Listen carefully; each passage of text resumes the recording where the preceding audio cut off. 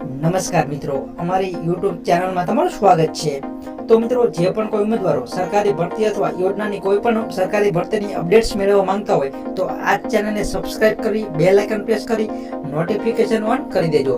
આટલું કરવાથી મિત્રો સરકારી ભરતીની કોઈ પણ નવી અપડેટ આવશે તે તમારા સુધી પહોંચી જશે।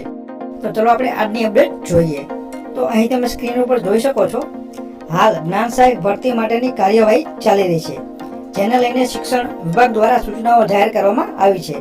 તો એ અનુસાર ઉમેદવાર જ્ઞાન સહાયક બનવા માટે ખોટી માહિતી આપવામાં આવી હોવાનું માલુમ પડશે તો તેને 5 વર્ષ સુધી ઉમેદવારી માટે ગેરલાયક ઠેરવવામાં આવશે। અને આ ઉપરાંત બનાવટી દસ્તાવેજ અથવા તો ડોક્યુમેન્ટ્સમાં કોઈ પણ પ્રકારના ચેડા કર્યા હશે તો તેવા ઉમેદવારો સામે કાયદેસર જે ફોજદારી ગુનો છે તે પણ દાખલ કરવામાં આવશે। તો શિક્ષકની તૈયારી કરતા ઉમેદવારોમાંથી કોઈ પણ ઉમેદવાર બનાવટી દસ્તાવેજો રજૂ કરશે કે દસ્તાવેજો સાથે કોઈ પણ પ્રકારના ચેડા કરીને રજૂ કરશે તો તેમની સામે નિયમ અનુસાર કાયદાકીય કાર્યવાહી કરવામાં આવશે અને જરૂર જણાશે તો ફોજદારી ગુનો પણ દાખલ કરવામાં આવશે।